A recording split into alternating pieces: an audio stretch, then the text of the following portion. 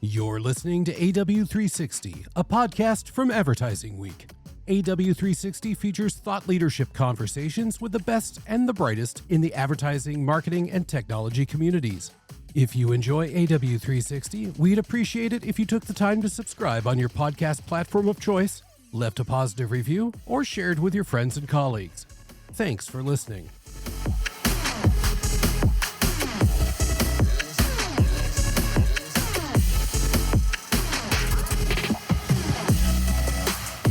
On this episode of AW360, we're joined by Stephen Beck, founder and CEO of Engine Digital.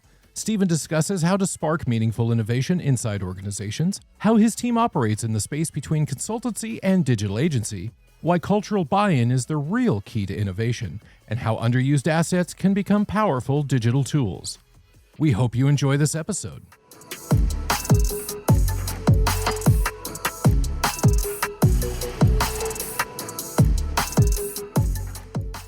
Stephen, welcome to the AW360 podcast. I'm so pleased to have you on today. Richard, thanks for having me here. So you are founder and CEO at Engine Digital. So to kick things off, tell us about Engine Digital. Yeah, that is right. Well, I come from a strategy and design background, and that's predominantly what we've built over the last 23 years. So we operate in that sort of blurry space between digital agency and consulting partner. And a lot of times we're working with our clients upstream. We're helping them with strategic ideation at that sort of invention level, and then downstream into end-to-end design and engineering. So more generally, I think what we like to say is we help our clients bring new digital products, services, and experiences to market. And, that's really about serving their end customers. Sometimes it's serving their employees. For government clients, it's serving constituents.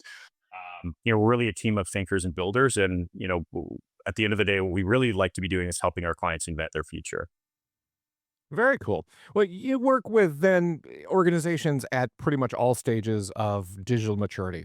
What is the most common roadblock that keeps innovation efforts from getting off the ground? Yeah, I mean, it often starts with just a cultural challenge. I think whether or not innovation and sort of this ambition is built into the culture. I like to sort of flip that question around and think about like what are the things that organizations need to do to get beyond these challenges, right? And this really starts from the support at the most top of the organization, right? And so having your C-suite buy into this notion that this kind of work is critical. And with that comes the right level of funding and the right level of empowerment. I think bringing the right trusted partners, having a process in place that makes sense, and just really embracing this as a critical part of moving a business forward and finding those opportunities for growth. When it comes to that, especially the cultures that resist risk, how can you work with leadership to start to shift that mindset then within a legacy organization? Well, the tricky thing is we're not always invited in. So I think some of that change really has to start from within, right? And so there's a lot of things that sort of can be done from the inside to really kind of break through some of the noise. I think it's bringing the sort of idea of a desire to solve. Typically organizations are interested in finding solutions to problems. They have less of an appetite to build. And so trying to sort of educate and inform, energize, and really sort of bring that energy across the organization. There's a lot of things that I think people can do to introduce the methods. I think introduce some of the ideas, some of the things that are happening, whether that's in their direct industry or adjacent to it, to sort of inform, this is what we need to be doing as an organization to actually move some of these things forward. Us as a partner, I think, when you're invited in, again, it is about the same sort of three things. It's how do you inform, identify opportunities, and energize. Some of that comes through with just the basic notion of pulling people out of their day-to-day and putting them in the environment where a lot of that sort of intellectual IP that exists across an organization just has room to breathe.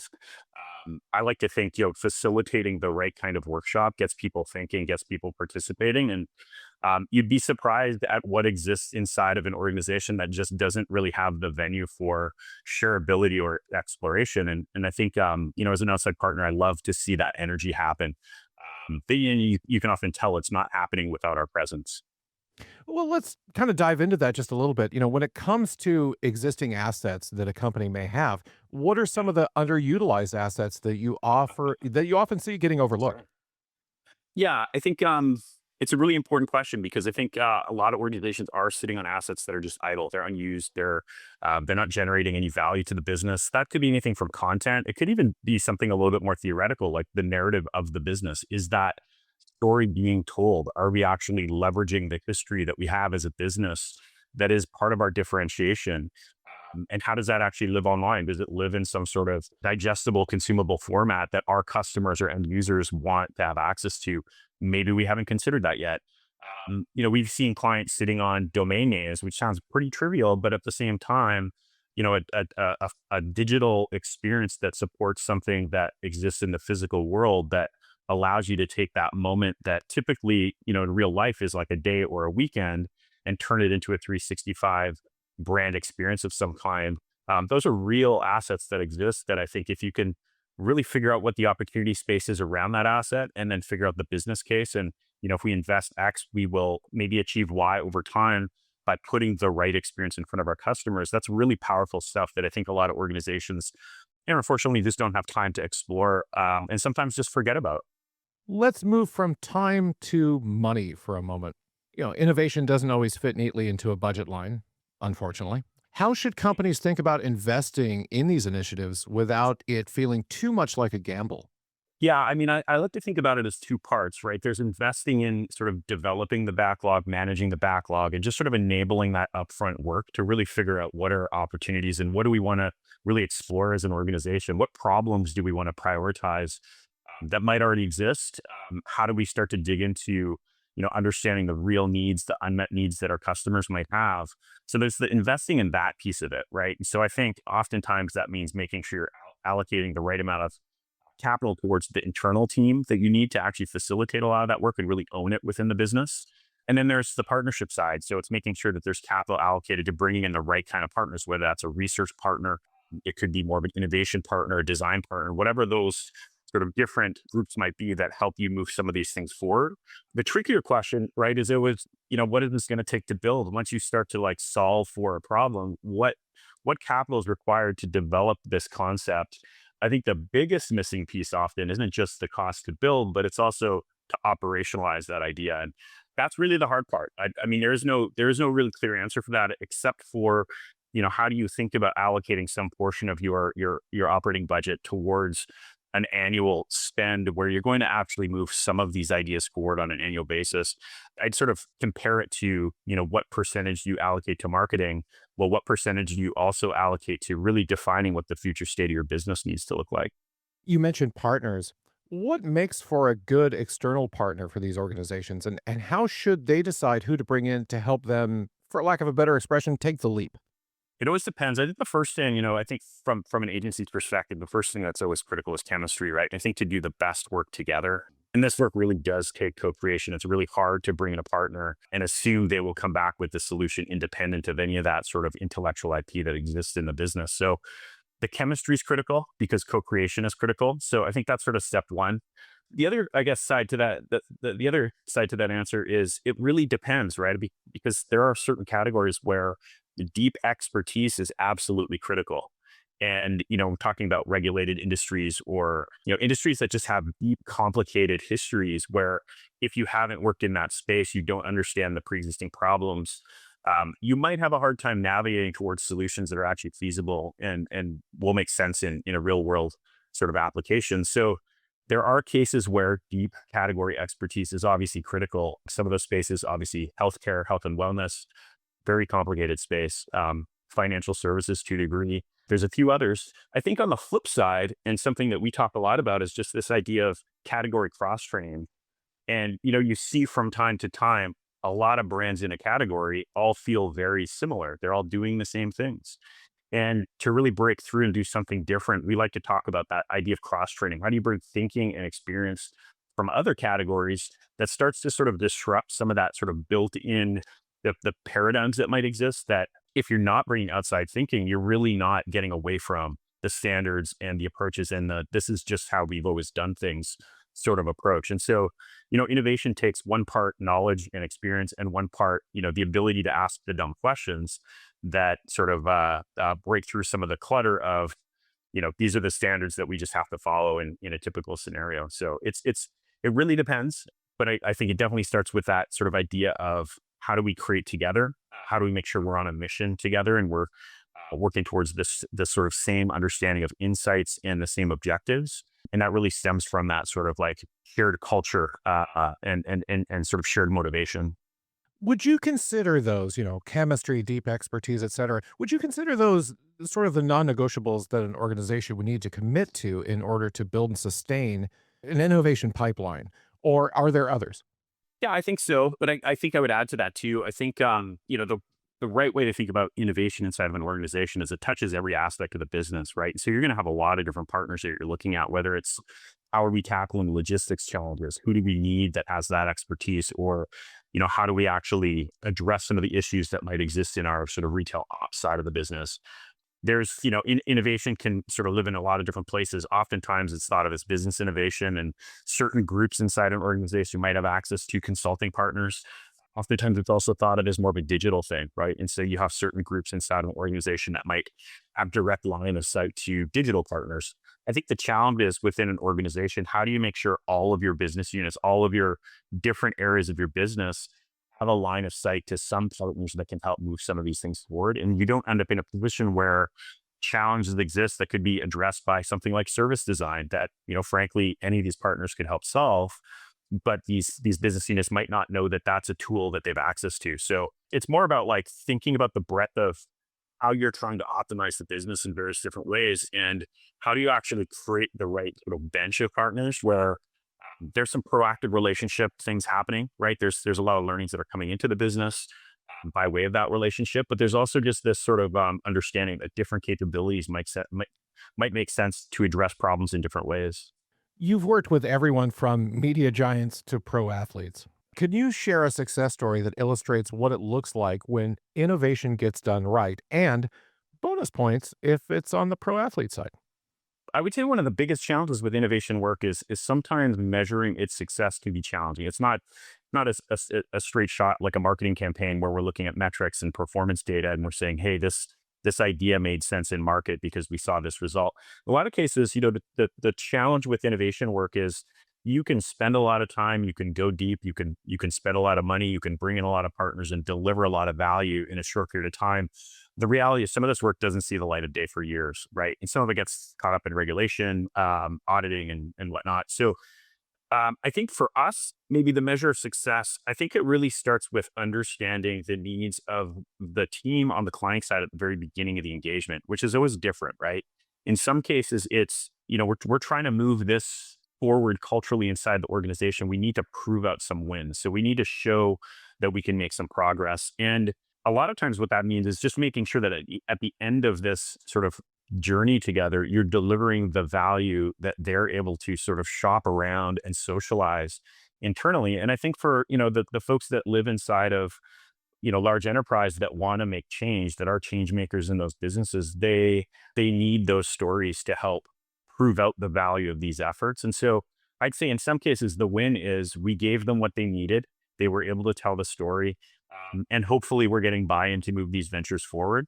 That always depends on a lot of different factors, right? Depends on the market. It depends on the sort of risk profile at the given time. It depends on, where we are in the fiscal year. There's a whole lot of factors that go into whether or not some of these new venture type projects actually move forward. Sometimes they're just too complicated, right? Like the idea is there. We delivered good value in that first phase to really sort of bring some visibility to what this sort of new product or service might do for the business. But there really isn't a stakeholder willing to put their name against the risk factor of, investing millions of dollars into taking something to market. And sometimes that's just, the internal organization doesn't have that expertise, right? So there are challenges on that front. I would say on the flip side, when we work with startups, I think it's maybe even a little bit easier to quantify, the success is if we led a new venture engagement up front that helped sort of clarify and concept and ideate and test and prove out that there's value in this venture, is this group able to go raise funds? And we've seen that happen several times. It's really rewarding when you see that the concept work, the research work, the testing work that we do provides that sort of checklist that I think an investor wants to see, that, hey, this is the right risk to take for us. Let's move this forward. So that's kind of like a couple of ways to look at it. I think with enterprise, there's a lot more challenges, I think, to move some of these things forward. But yeah, those are some of the ways that we might look at, the success factor. When you ask almost anybody in the industry right now what the most innovative things are, you're undoubtedly going to have a lot of people telling you that it's artificial intelligence. You probably knew this question was coming. Is AI something that you're using at Engine Digital? And if so, how? And what are your thoughts on it? Yeah, I mean, absolutely. I think what first off, as an organization, yeah, I mean, it's embedded through everything we do. So we're writing code using AI tools. Um, it's kind of an interesting point in time, I think, for a lot of organizations where you've got a bench of engineers and you're trying to sort of balance the right use of their time versus, does it make sense to build this using a no code platform or for an AI tool? So that's kind of like creating this interesting tension where it's like, well, it sort of justifies the idea that from a strategic level, engineering level, like, we want to be using our human capital to solve bigger, more challenging problems that require a little bit more sort of experiential nuance than I think we can expect out of AI. We're looking at it as an unlock. I think in the space that we occupy, I mean, it's less of I think, a threat to our business and more of I would say, an enabler for us to do more and broader and more inclusive work, deeper work, more sophisticated work, more with less, effectively. So that's great. I think what we're going to see for a long time going forward is AI is going to drive just a large share of innovation activities that are happening within organizations. I think that's kind of a good thing. I think it's kind of also a little bit of a risk.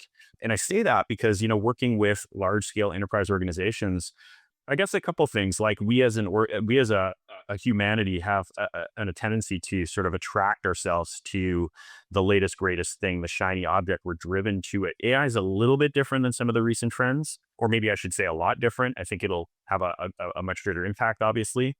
But I think the tricky thing when it comes to business and leveraging some of these new emergent technologies is, don't let the technology lead. That might be, again, a little different in the case of AI, where we should be looking at what's the application across the business in a lot of different ways. However, I would say there are still a lot of problems to be solved where AI might be a component of the solution, but it shouldn't necessarily be the leading factor. Working with large scale organizations around the world, we're still, 2025, struggling with some of the basic stuff that we've been struggling with for 20, 25 years from a digital or experience perspective. So a lot of problems to be solved. I think AI is an unlock, absolutely 100%. But I just would stress that absent of AI, there's a range of product and service innovation work that a lot of organizations should be investing into that, again, AI can help. It could be an enabler, could help us do more with less, but not necessarily always being that sort of leading factor. And looking ahead down the road, for our industry over the course of, say, the next year or two, what sort of challenges or opportunities, or even both, do you see probably not taking that same seismic shift role that AI has, but things just coming down the way that you're excited about or dreading, I guess, hopefully not that, but what kind of things do you think we're going to see? Yeah, I mean, we're obviously in a very uncertain market at this point. So there's a lot of big questions, I think, from industry to industry on, what the next several years are going to look like. If we're going to see a decline in the market or if things are going to tick up. I think the challenge, I think, for a lot of organizations is, like, what do you do during those periods of uncertainty? Do you capitalize on it, or do you sort of sit back and sort of wait for the smoke to clear? And, I think historically, if you look at the data in organizations that continue to invest in marketing and innovation, all those things, when there's uncertainty, they take advantage of the moment, and maybe even exponentially so. So I think what I'm most interested to see, and I think we are starting to see this, is there a little bit of an uptick in interest in spending in the unknown at the moment. There was a lot of that sort of post-COVID. It sort of slowed down for a period. I think we're seeing a return to that. We're seeing, again, this sort of appreciation and demand for design as a really important tool in moving business forward.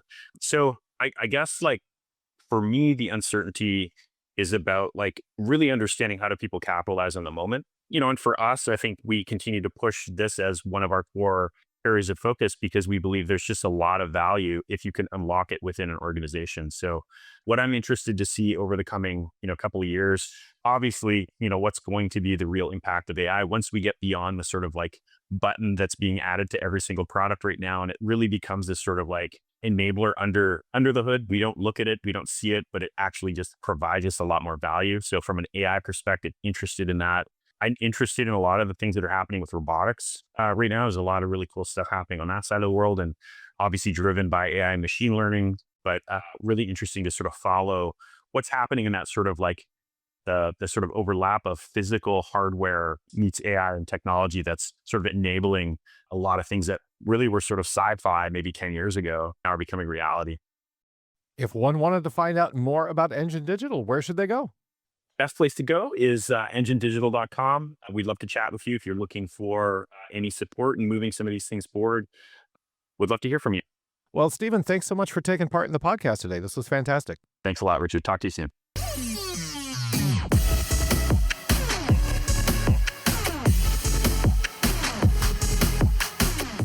Thanks for listening to AW360.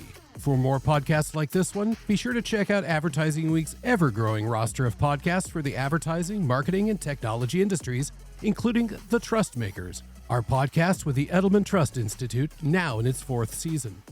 You'll find all of Advertising Week's podcasts at www.advertisingweek.com/podcasts. Thanks for listening.